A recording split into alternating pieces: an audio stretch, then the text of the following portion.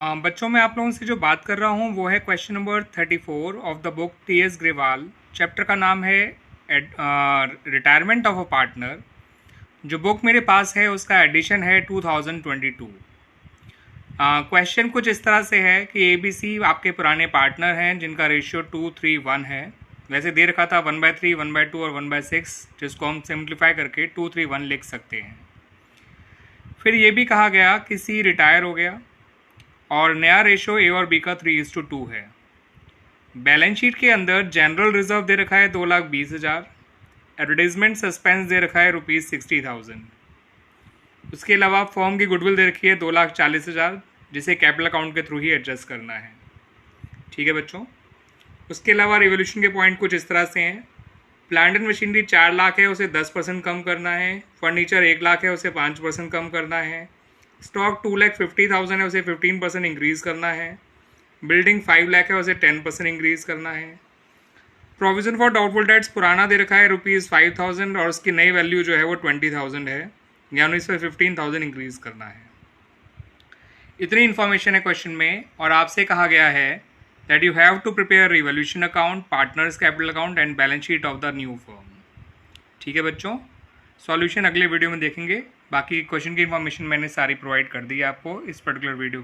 आइए बच्चों question number 34 के रिवोल्यूशन अकाउंट को देख लेते हैं। ठीक है बच्चों, तो देखिए जो नुकसान वाली बातें हैं वो रिवोल्यूशन अकाउंट में डेबिट साइड आती हैं, फ़ायदे वाली बातें जो है रिवोल्यूशन अकाउंट में क्रेडिट साइड आती हैं।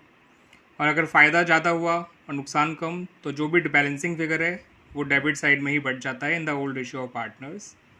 और अगर नुकसान ज़्यादा हुआ तो जो बैलेंसिंग फिगर है वो क्रेडिट साइड में बटेगा। ठीक है बच्चों, फ़ायदे होते हैं यहाँ पे हैं, बढ़ते यहाँ पर हैं, नुकसान होते हैं यहाँ पे, बढ़ते यहाँ पर है। तो फ़ायदे वाली बात क्या थी मैं बता देता हूँ। स्टॉक जो 15% बढ़ रहा था वो आया 37,500, 2,25,000 का, 2,50,000 का सॉरी। ठीक है बच्चों। और बिल्डिंग जो है 5 लाख थी, उसका 10% 50,000 आ गया। अब प्लांट एंड मशीनरी जो है वो 4 लाख थी, 10% कम किया तो 40,000 आ गया। फर्नीचर 1 लाख था, 5% कम किया तो 5,000 आ गया। प्रोविज़न 5 पहले था, 20 नया, तो 15,000 बढ़ाना पड़ेगा। तो ये सारे पॉइंट्स रिवोल्यूशन के कंप्लीट हो गए। तो ओवरऑल आपका जो क्रेडिट साइड का टोटल है वो 87,500 आ रहा था और डेबिट साइड का केवल 60,000 आ रहा था। तो आपको 27,500 का प्रॉफिट हो गया, गेन हो गया ऑन रिवोल्यूशन, जिसको ट्रांसफ़र कर दिया जाएगा पार्टनर्स के कैपिटल अकाउंट में इनके ओल्ड रेशियो में 2:3:1 में। जो कि आया 9167, 13,750 और 4,583। अब 27,500 कैसे बांटा है मैं देख लीजिए बच्चों। मैंने 27,000 को बांट दिया पहले और बाद में 500 को बांट दिया। 9,000, 13,500 और 4,500, और इसको बांटेंगे 160, और 83। अब बच्चों क्योंकि इस क्वेश्चन में आपको नया रेशियो भी दे रखा था तो आपको A, B और C तीनों का गेन और सेक्रीफाइस निकालना होगा। ए का नया शेयर 3/5, पुराना शेयर 2/6, बी का नया शेयर 2/5, पुराना शेयर 3/6, सी का पुराना शेयर तो 1/6 है लेकिन नया शेयर 0 लेंगे। तो ए कर रहा है गेन 8/30, बी कर रहा है सेक्रीफाइस 3/30, सी कर रहा है सेक्रीफाइस 1/6 या 5/30 भी कह सकते हैं आप इसे। सबके गेन और सेक्रीफाइस को फर्म की गुडविल से मल्टीप्लाई कर दीजिए जो कि 2,40,000 है। तो इस तरह से ए डेबिट होगा 64,000 से, बी क्रेडिट होगा 24,000 से और सी क्रेडिट होगा 40,000 से। एडजस्टमेंट एंट्री फॉर गुडविल मांगी नहीं गई है लेकिन मैंने फिर भी कर दिया है। That is as capital account debit 64,000 to B's capital account 24,000 to C's capital account 40,000। आइए अब बच्चों कैपिटल अकाउंट के बारे में बात कर लेते हैं। पार्टनर्स कैपिटल अकाउंट में जो आपको यहाँ पर एब्रीविएशन फॉलो करना है, यानी जो सीक्वेंस फॉलो करना है पोस्ट करने का, वो है बार GOLB।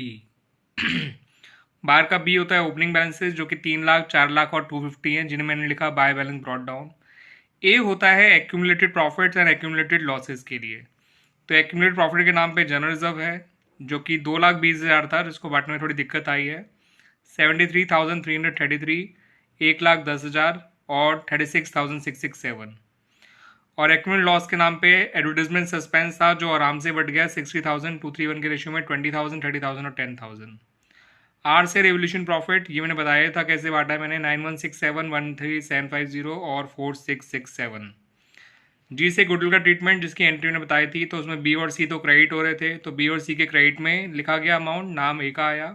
ए डेबिट हो रहा है तो ए के डेबिट में लिखा गया नाम बी और सी का आया, 24,000 और 40,000 रिस्पेक्टिवली।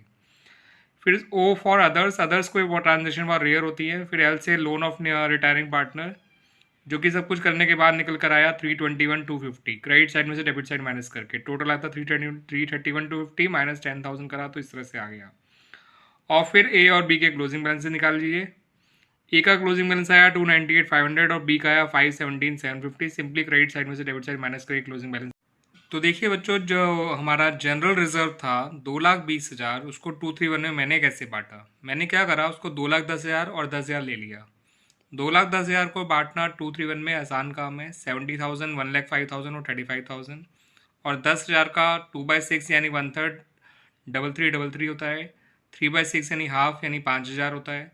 और 10,000 का 1/6 जो होता है वो 1,667 होता है। याद रख लीजिए बच्चों, बहुत काम आएगी सब बातें। तो इस तरह से 7,333 और फिर 3, ये ए का आ गया। 1,10,000 बी का आ गया। 3,667 सी का आ गया। ठीक है बच्चों, अब आ जाइए बैलेंस शीट पे। तो बैलेंस शीट में तो कैपिटल दिखनी है सबकी।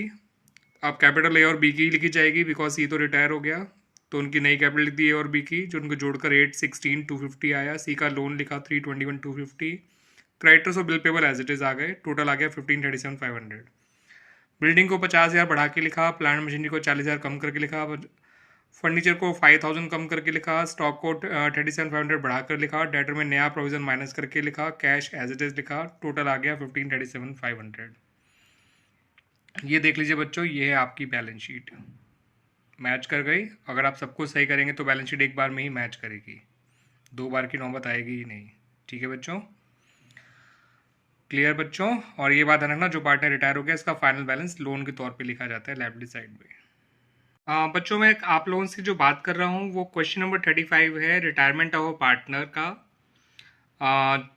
बुक है टी एस ग्रेवाल और एडिशन इस बुक का है 2022। CAS मैंने इनिशियल लेटर ले लिए इनके नाम के। 3 पार्टनर हैं, रेशियो 5:3 है और सी रिटायर हो गया। और नया रेशियो कोई नहीं दे रखा है, तो याद रखिएगा बच्चों, नया रेशियो 3:2 और वही हो जाएगा गेनिंग रेशियो। बुक्स में जनरल रिजर्व दे रखा था 20,000। एडिशनल इन्फॉर्मेशन में जो है आपको बता रखा था कि बैड डेट्स 5,000 हुए और आपको ओल्ड प्रोविजन भी 5,000 ही दे रखे हैं। इसका मतलब सारे के सारे बैड डेट्स ओल्ड प्रोविजन से कवर हो जाएंगे, मगर नया जो है प्रोविजन पुराना बचेगा नहीं after covering this bad debts. और नया प्रोविजन तो हमेशा डेटर में से बैड डेट्स माइनस करके निकाला जाता है। नया प्रोविजन 5% है और डेटर 60,000 थे, उसमें से 5,000 बैड डेट्स के माइनस कर दीजिए, बचा 55,000। उसका 5% निकाल लीजिए, 2,750। फर्म की गुडविल 1,00,000 है। सी के हिस्से की गुडविल 50,000 आ जाएगी। गेनिंग रेशियो 3:2 है, 30,000 और 20,000 उन लोगों से ले लेंगे, ए और एस से, और सी को दे देंगे। उसके अलावा स्टॉक 30,000 दे रखा है, उसकी नई वैल्यू 36 है, यानी 6 बढ़ाना पड़ेगा। फर्नीचर जो है उन्होंने साफ कर रखा है कि 9,000 से अंडर वैल्यूड है, तो उसे बढ़ाना पड़ेगा 9,000। और वर्कमैन कंपनसेशन की लायबिलिटी है 2,000, जबकि पहले कुछ भी नहीं था, तो वो 2,000 ये भी नुकसान हो गया। ये भी कहा गया है कि सी को 20,000 पे कर देंगे और जो बचेगा उसके लोन अकाउंट में ट्रांसफर कर देंगे। तो ये थी इन्फॉर्मेशन। आइए बच्चों, अब बात कर लेते हैं about the journal entries related to question number 35। तो सबसे पहले जनरल रिजर्व को ओल्ड रेशियो में बांट के खत्म कर दीजिए। General reserve account debit to partners capital account, CAS तीनों ही क्रेडिट हो जाएंगे 5:3 के रेशियो में, 10/6/4। फिर जो बैड डेट्स हुआ था, बैड डेट्स की entry bad debts to debts लिखा है, वो आप इसे ठीक कर लीजिएगा। Bad debts account debit to debtors account होना चाहिए बच्चों, ठीक है, डेट्स नहीं डेटर्स अकाउंट। क्लियर बच्चों? और ये बैड डेट्स जो है आपका किससे कवर हो जाएगा? पुराने प्रोविजन से ही। तो दोनों ही बराबर बराबर थे, तो प्रोविजन बैड डेट्स पूरा यूज्ड अप हो गया, वो कुछ भी नहीं बचा पुराना वाला। ठीक है बच्चों? और नया प्रोविजन जो कैलकुलेट किया था वो आपका नुकसान में चला जाएगा, 2,750।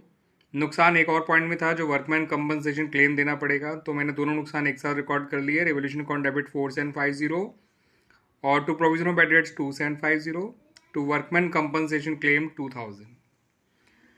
फायदे वाले 2 पॉइंट थे, स्टॉक बढ़ रहा था 6,000, फर्नीचर बढ़ रहा है 9,000, टू रिवोल्यूशन अकाउंट 15,000।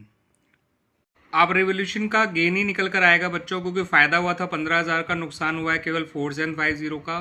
तो 15,000 में से 4,750 माइनस कर दीजिए, तो 10,250 आएगा। ये रिवोल्यूशन प्रॉफिट है, और जब ये पार्टनर में बटेगा तो रिवोल्यूशन अकाउंट डेबिट हो जाएगा, पार्टनर्स क्रेडिट हो जाएंगे in their old ratio. C credit होगा 5,125 से, ए क्रेडिट होगा 3,075 से, एस क्रेडिट होगा 2,050 से। क्लियर बच्चों?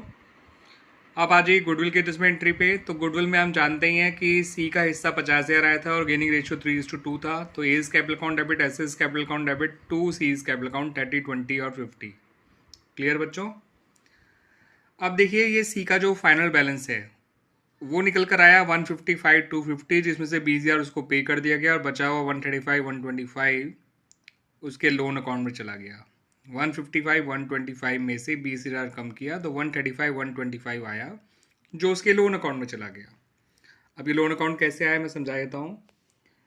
सी का ओपनिंग बैलेंस था 90,000, 10,000 उसको मिले जनरल रिजर्व के, 50,000 मिले उसे गुडविल के, 5125 मिला उसे रिवोल्यूशन प्रॉफिट, 20,000 माइनस किया गया जो इतना उसे पे कर दिया, तो 135 125 अपने आप निकल आया। ठीक है बच्चों, ये एंट्री रिवोल्यूशन गेन की थी, ये एंट्री गुडविल के एडजस्टमेंट एंट्री थी, ये एंट्री सी का फाइनल बैलेंस जितना पे करा बैंक में और जितना बच गया वो लोन अकाउंट में ट्रांसफर करने की। ठीक है बच्चों, तो इस तरह से क्वेश्चन कंप्लीट।